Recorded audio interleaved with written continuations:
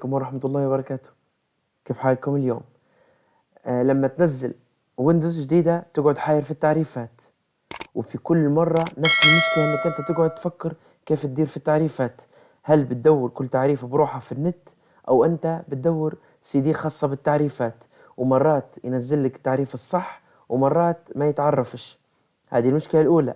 المشكلة الثانية انك انت اي تعريف يصير له خطأ نبي ندور كيف نصلحه او نحاول ننزل البديل عليه. والمشكلة الثالثة انك انت لما تاخد اي فلاش ميموري او هارد ديسك من اي شخص، ما لما تركبه في الجهاز تسمع صوت انه هو ركب ويطلع لك في شريط المهام الموجود بالاسفل، لكن في الماي كمبيوتر لما تخش مش هتلقاه. او انك انت تاخد الهارد ديسك بتاعك تركبه عند شخص تاني يقول لك أنا موجود عندي عادي، لكن عندك أنت في جهازك في مشكلة إنه ما يطلعش فيه.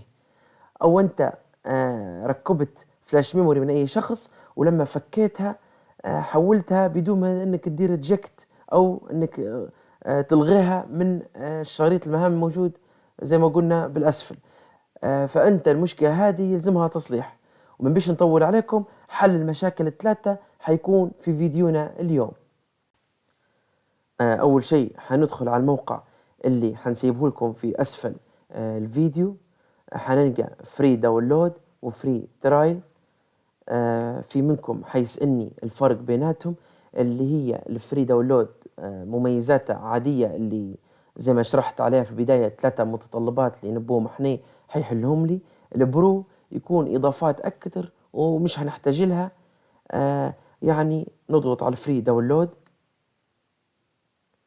وبعدها حينزله لي في جهازي. طبعا أنا حملته فيما سبق، وهكي نسكر المتصفح الخاص بالبرنامج وننتقل لداونلود. وين ما نزل البرنامج نضغط عليه دبل كليك،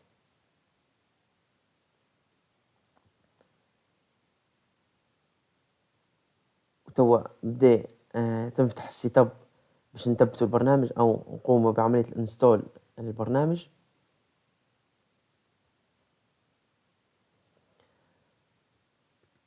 وتوا نضغطوا عليه انستول. طبعا هنا حنديروا يس نيكست، وان شاء الله حياخد ممكن دقيقة بالكتير ويثبت البرنامج في جهازنا. وبعد ما تمت عملية تحميل البرنامج حنضغطوا على هنا عليه نو تانكس، ونديروا سكان ناو لكل قطع الموجودة في جهازنا، نتأكدوا ان هل في تعريف ناقص او كل التعريفات مثبتة في الجهاز بالطريقة الصحيحة. وهنا بدأت عملية السكان.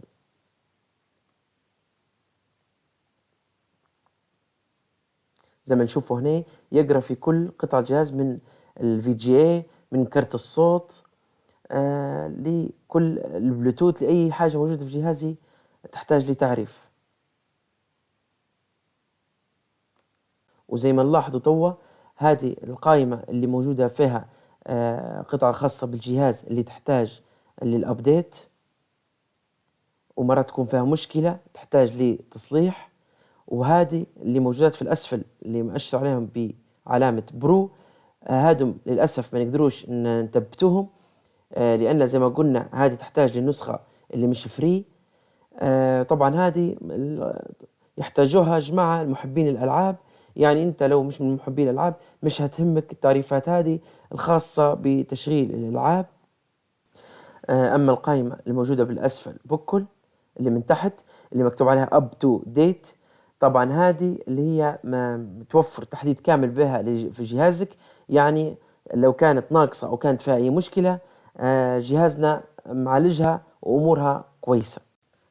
طبعا بننبه لشيء، لما درنا انستول للبرنامج في البداية بكل نزل الدرايفر بوستر اللي هو برنامجنا، ونزلت معاه 3 مرفقات اللي هو الVPN الخاص بتغيير الIP لجهازك، والفان البرنامج اسمه فان سكرين ريكوردر او اي فان سكرين ريكوردر، وسكرين شوت اللي هو خاص التقاط فيديو للشاشة أو صورة للشاشة، والثلاثة برامج هادم لو ما كنتش أنا محتاج لهم يعني نبيهم في جهازي، يكفي أنني نضغط عليه نو تانكس وحينزل لي البرنامج بدون المرفقات الخاصة به. ونرجع لبرنامجنا، مش هنقدر نضغط هنا علامة صح ونأشر عليهم كلهم، لأن قلنا في مجموعة فيها علامة البرو، يعني حنضغط عليه كل واحدة أو نضغط عليه علامة صح وننزل نلغي اللي مكتوب فيهم البرو.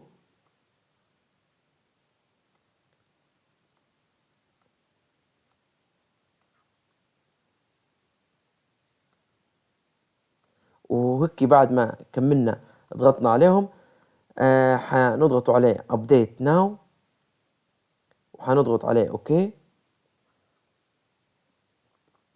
وزي ما باين هنا عاطينا مساحتهم 722 ميجا. يعني يبوا مني شوية وقت بعد ما يكمل تثبيتهم إن شاء الله نرجع لكم. وزي ما نشوفوا توا بعد ما كمل الابديت ونزلهم الدرايفر دلهم عملية الانستولينج وهوك يكون كملهم، والفضل هذا من البواقي اللي قلنا عليهم اللي خاصات بالبرو اللي هو منهم الفي جي، لكن هنا انه هو كاتب جيم ريدي، يعني ممكن انه هو يكون يجهزه بالبرامج الخاصة بتشغيل الالعاب.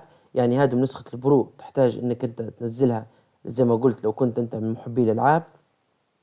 وهيك بالنسبة لأول خطوة وأول احتياج للبرنامج كملناه.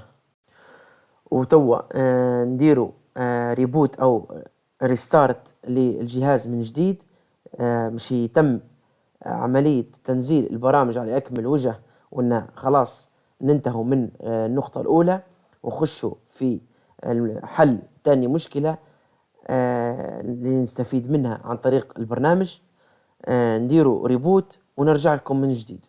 وتوا بعد ما رجع الجهاز اشتغل معي بعد إعادة التشغيل، نضغط عليه الأوبشن، نمشي للسيتنج، نغير لغة الجهاز للعربية.